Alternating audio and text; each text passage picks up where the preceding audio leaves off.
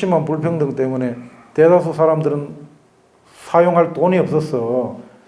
나도 처음에는 빚 내가지고 생활 유지하다가 그게 이제 시간이 가니까 빚도 낼 수 없고 자동차 집 담보 잡히고 해가 나중에는 그 상환 이자도 못하니까 은행들이 자금 회수하고 부도나고 그게 기업들은 물건 생산에 재고 사이고 이러니까 은행 이자도 못 갚으니까 은행들은 개인 대출도 환수하고 기업이 빌려준 돈도 환수하게 되면서 그런 게 어느 순간 모여서 심리적으로도 정시에 하루아침에 나타나는 게 대공황이거든요. 그러니까 결국 총 수요가 줄어들어가지고 물건 살 사람의 능력이 안 되니까 대다수 국민이 결국 그거는 대공황의 근본 원인은 불평등이다. 극심한 불평등. 지금 우리가 자본주의 국가 대부분이 특히 미국과 한국은 그 대공황 상태에 와 있는 거거든요. 그래서 근데 이제 그런 경험을 했기 때문에 뭐 이번에 코로나 때문에 기본 소득이 뭐 긴급 급하니까 막 돈을 막 주는 거예요. 미국도 이번에 3,500조 재정 적자라는데 그거 다 돈 나눠준 거잖아요. 근데 근원적인 불평등 해소를 하는 자본주의에 대한 수술은 하지 않으니까 그게 문제인 겁니다. 그러면 지금 이제 이 그래프들 보면 U자형으로 한때 이제 불평등 이게 심했다가 이 6, 70년대 상당히 나아졌거든요. 그건 왜 그러냐면은 대공황 후에 루즈벨트가 이 뉴딜 정책이라 해서 사회주의 그때 최고 세율이 85% 최고 때는 92%까지 최고 소득자한테는 세금을 걷었다고. 그 사회주의 국가 한 거죠. 그 힘으로 미국이 세계 최강국이 됐는데 80년대 넘어서면서 신자유주의 하면서 불평등이 급진적으로 올라간 거거든요. 이게 우리나라도 똑같습니다. 미국하고 똑같이. 그래서 이게 U자로 된 걸 다시 이제 내려야 되는 이 자본주의가 직면했는데 이게 이제 철학이 바뀌어야 된다. 자본소득 비율도 계속 치솟고 있지 않습니까? 피케트 지수, 불평등. 그런데 이제 이게 이런 불평등이 1800년대의 표에 보시면은 1800년대 유럽과 미국의 불평등이 더 지금보다 심했던 적이 있지 않습니까? 근데 이제 이때는 아까도 제가 말씀드렸듯이 이런 시절에는 정보가 공유되지 않아가지고 사람들이 얼마나 불평등한지 체감이 지금 현대인들이 느끼는 것에 비해 가지고 크지 않은 거죠. 그래서 그 차이가 지금은 더 절실하게 사람들이 느끼고 또 지금은 그런 도시화가 돼 있기 때문에 이 소득이 최소한 보장되지 않으면은 거의 뭐 인간답게 살 수 없는 거잖아요. 옛날에는 다 농경 사회이기 때문에 소득이 낮아도 사는 거지만 그래서 지금 불평등은 예전과 비교할 수 없을 정도로 인간의 모든 삶에 영향을 미친다. 정신 상태, 건강 뭐 그래서 심각하다는 겁니다. 그래서 우리나라는 이 부동산 때문에 지금 나오나 테스형 그 이야기도 하고 하는데 그 나오나 테스형 그 이야기는 어떤 면에서는 우리가 좀 긍정적으로 보는 게 그래도 소크라테스라는 철학자를 노래에 불러들였다는 것은 우리가 이제는 국가가 철학이 좀 있어야 된다. 그런 이 국민들 간에 좀 공감대가 형성됐다. 이렇게 보는 겁니다. 그래서 우리가 주장하는 생태민주주의도 받아들여질 기반은 돼 있다. 우리 땅값이 한국은행 통계에 하면은 64년부터 2015년까지 50년 동안에 이 3,880 몇 배인가 이렇게 한국은행은 그렇게 이야기를 했고 이 경실련에서는 50년 동안에 땅값이 4,000배 올랐다는 거예요. 4,000배. 그러면은 우리 임금이 뭐 4,000배 올랐습니까? 임금 물가는 한 30배 정도 올랐고 임금도 30배 이하로 올랐을 거예요. 그 부자들은 임금이 더 올랐겠지. 100배 오르고 뭐 200배 올랐겠지만은 그러면은 이 재산 없고 부모로부터 못 물려받은 이런 사람들은 그동안에 뭐가 돼 있겠습니까? 이 땅 가지고 부동산 가진 사람들은 그래 이 나라가 부동산 공화국이 된 건데 이게 그러면 나머지 사람들 95%의 국민들은 가만히 있다가 다 부가 이 사람들은 다 넘어간 거 아닙니까? 이런 상태에 있는 국가가 공정하냐? 정의로우냐? 그런데 촛불 시민혁명으로 만들어준 문재인 정부가 문재인 정부 때 오히려 2천조가 2년 동안 문재인 정부 동안 2천조가 올랐다는 거예요. 문재인 정부 동안에 땅값만. 이게 참 아이러니죠. 이 진정한 촛불 정신을 실현하는 정부가 아니다는 겁니다. 그 다음 이런 불평등 문제는 넘어가고 이 그림은 우리가 어떤 문제, 사회 문제나 어떤 개인의 문제를 바라볼 때 개인한테만 책임을 돌리는 그런 시각이 있고 또 사회 구조적으로 접근하는 게 있거든요. 그 개인 환원론, 사회 구조 환원론이라는데 근데 양쪽 이렇게 나누는 것도 서구적인 관점이죠. 근데 실제 문제는 양자가 결합되어 있지 않습니까? 그래서 동시에 봐야 되는데 근데 우리 문제가 개인 환원론이 엄청 심합니다. 한국은. 이거는 왜 그러냐면 기득권들이 기득권 질서, 기득권 부 자기들 돈을 지키려니까 대다수 90%의 국민한테 문제가 생기면 너가 게으르고 너가 머리가 나쁘고 너가 유전자가 안 좋고 너가 병이 있고 뭐 그래서 임마 너 책임이다. 너가 노력 안 해서 그렇다. 이런 식으로 만들어 버리는 거죠. 그러면 그걸 듣고 학교에서도 그렇게 배워가면은 개인은 자기가 못나면 내가 못나서 내가 돈 못 번다고 생각하고 저항하지 못하는 거죠. 스스로 낙오자가 되고 주눅이 들어가지고 이런 사회일수록 개인 성공한 스토리를 막 강조하잖아요. 이 아주 극히 예외적인 상황 그걸 가지고 개천에 욕났다는 식으로 막 신문에 대수 특별하면서 뭐 서울대 수석 합격했는데 뭐 학원 하나도 안 가고 혼자 공부했다는 식으로 이런 식으로 막 해가 나머지 99% 국민들 주눅이 들게 만드는 거 이게 이제 개인 환원론적인 가진 자들의 이 구조예요. 근데 그 이제 닭장을 한번 보세요. 닭장. 여기에 그 빼빼하게 넣어놓은 여기 사는 닭과 중간쯤 이렇게 그래도 조금 이렇게 큰 공간 그 다음에 이렇게 완전히 야외에 풀어놓은 닭 같은 닭이지만은 같은 닭이 아니지 않습니까? 이 빽빽이 있는 이 닭은 무슨 생각하겠습니까? 무슨 생각들 하겠냐고요. 예.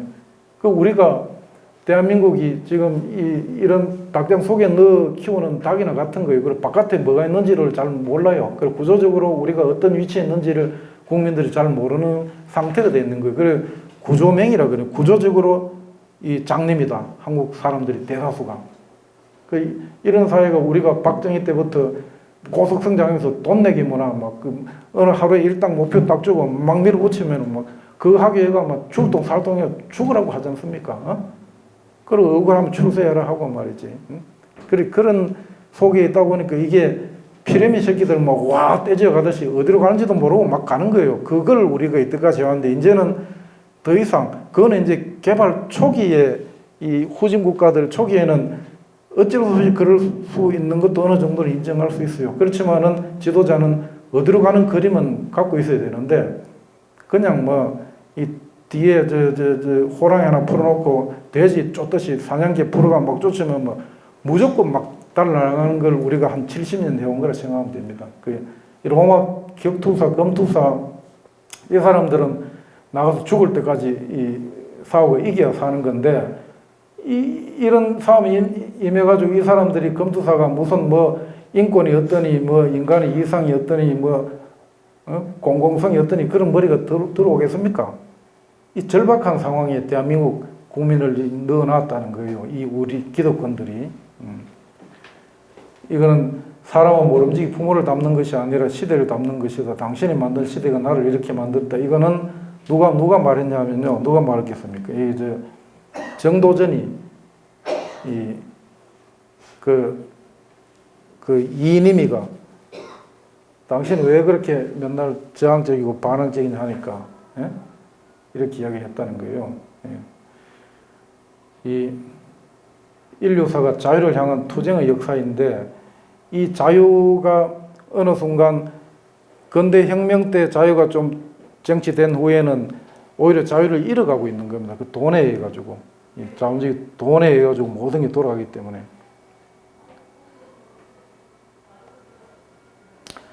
이거 기사들 많이 보셨잖아요. 이게 우리 사회의 단면인데 자기 애도 죽이고 이 학대하고 정말 눈도 보기 어려운 이런 게 드러나는 게 다 이 사회가 철학 없이 물질만으로 경쟁이 최고고 돈만으로 움직여지는 사회니까 이런 일들이 생기는 겁니다.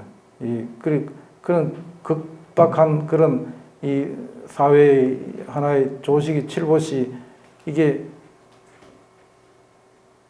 콩이 같은 뿌리에서 나왔는데 하나는 소두에 콩이 뽑히고 콩깍지 콩대를 가지고 콩을 볶는다고 이 칠보시를 짓고 조식이 생명을 건졌지 않습니까? 그거는 이러한 사회를 무슨 말씀드리고 싶었냐면 피라미드 형태인 거예요. 피라미드 위로 이래 돼서가 그 하나밖에 없어. 그러면 거기 가기 위해서 형제까지 죽여야 되는 거예요. 그 우리 사회가 좀 더 다양하고 다원하고 이 격차가 줄어들면은 그리고 또 복지가 돼 있으면 사람들이 지금같이 악마같이 악랄하고 사기를 치고 온갖 짓을 다 해서도 내가 살아야 되겠다 이래 하지 않을 거 아닙니까? 우리는 이 조식이 콩을 볶듯이 우리 국민을 덜덜덜 볶는 겁니다.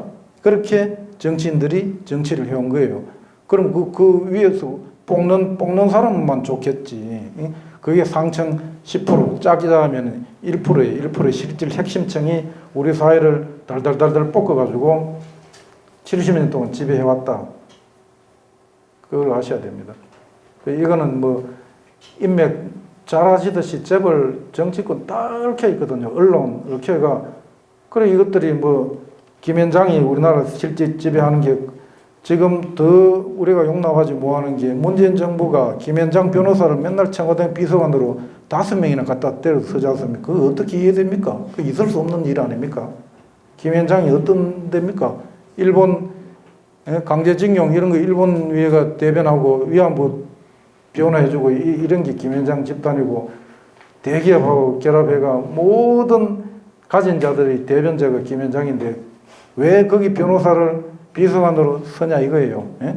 그 정신이 철학이 있으면 그렇게 하지 못하겠죠.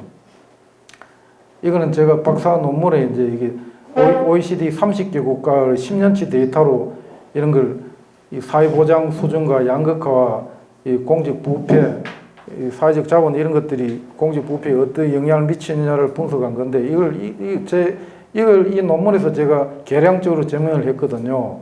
이 사회보장, 양극화, 법치, 부패, 통제 수준, 사회적 자본 이게 우리나라가 OECD에서 떨어져 있는 만큼 공직 부패가 그만큼 높아요. 모든 사회가 이게 상고의 연관이 있는 거거든요. 이 보면 우리는 늘 복지 지출도 저 꼴바리에서 한 4~5째 늘 있어요. 나쁜 거는 공공복지 지출은 맨 꼴바리 아닙니까? 32등. 사교육 분담률은 이거 또 최고예요. 이거는 자랑스럽게 1등. 개인한테 다 맡겨놓은 거예요. 그러니까 돈 있는 놈은 부모 잘 만나면은 뭐 온갖 교육, 뭐 해외 연수, 뭐 어학연수 온갖 거 다 다니고 사교육 뭐 한 달에 1,000만 원씩 받고 뭐 온갖 난리를 지키는데 그게 상위 5% 뭐 10% 아니겠습니까? 나머지 국민은 뭡니까? 예? 이 교육이 있냐고요. 그리고 비참해지는 거예요. 애들이 초등학교 되면은 초등학교 한 4, 5년 되면은 자기 부모 집안 형편을 알기 때문에 꿈도 희망도 안 갖는다 이야기 하더라고. 아빠 우리 애들 꿈이 없대. 왜 그러냐니까 안 돼요. 집에 돈 없는데 할 수 있는 게 아무것도 없다는 거예요. 초등학생이 벌써 그러는데 걔들이 중학교 고등학교 이 국민의 90%가 지금 청소년이 그러고 있단 말입니다. 이게 얼마나 비참하냐 이거예요. 그런데 또 되고 무슨 입시 제도나 고치면 다 되는 줄 알고 이따위 소리는 하니까 빈곤율도 우리가 아주 높죠. 사회적 자본 지수는 밑바닥이고 사회 갈등 지수는 또 거의 뭐 최고에 가깝고 법치 수준도 밑바닥이고 이런 것들이 그런데 이제 우리 조세 부담률로 보면 OECD 평균 정도밖에 안 되거든요. 그런데 그것도 이제 국민 부담률은 이 사회 보장 사회 보험료까지 합친 거고 조세 부담률이 지금 이제 우리가 19.9%, 이 OECD 평균이 24.9, 평균보다 5%는 낮지 않습니까? 국민 부담률도 7.3%는 낮은데도 이 세금 많이 내면은 나라가 망한다고 막 떠벌리고 국민을 겁주고 그러니까 자기는 세금 낼 게 하나도 없는데 종합부동산세라든가 낼 게 하나도 없는 사람들이 지금 자기하고 아무 관계 없는데 그거 들고 나가지고 막 데모하잖아요. 그 얼마나 이 국민들이 아까 말씀드린 개인 환원론에 빠져가 사회구조적인 시각이 없으니까 자기가 세금 안 내는데도 나서서 반대하는 거예요. 이 얼마나 기득권들이 훈련을 교육을 잘 시켜놨으면은 이런 걸 교육을 시켜야 되는 겁니다. 그래 애들이 그걸 알아야 자라서 이 사회구조적으로 우리가 거기서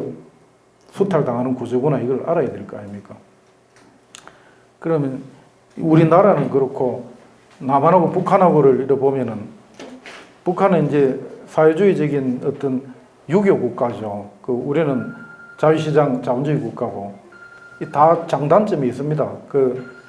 장점은 자본주의 자유시장을 하니까 이게 이제 정상적으로 되면은 자유나 창의성이나 역동적이고 신명과 흥, 높은 생산성 이런 것들이 생길 수가 있어요.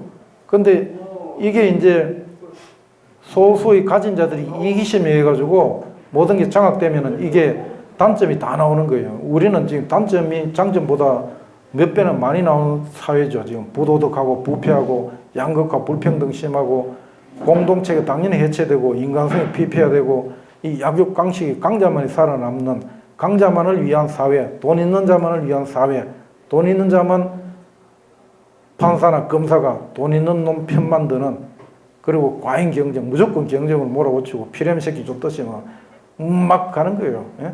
그러다 보니까 필요하지. 당연히 필요사회라 그러고 자유가 왜곡되고 극심한 격차사회. 이게 오늘 대한민국 현실 아닙니까? 북한의 사회주의적인 이 유교적인 그런 우리 전통 조선의 유교적인 게 남아있는 위에 사회주의가 있는 거죠. 북한은. 그래서 도덕성이나 통합성이나 가치 정합성, 사상에는 이념성, 일관성, 지속성, 민족 주체성, 자주성 이거에는 아주 탁월합니다. 북한이. 그런데 북한은 이 장점을 그대로 살리고 있어요.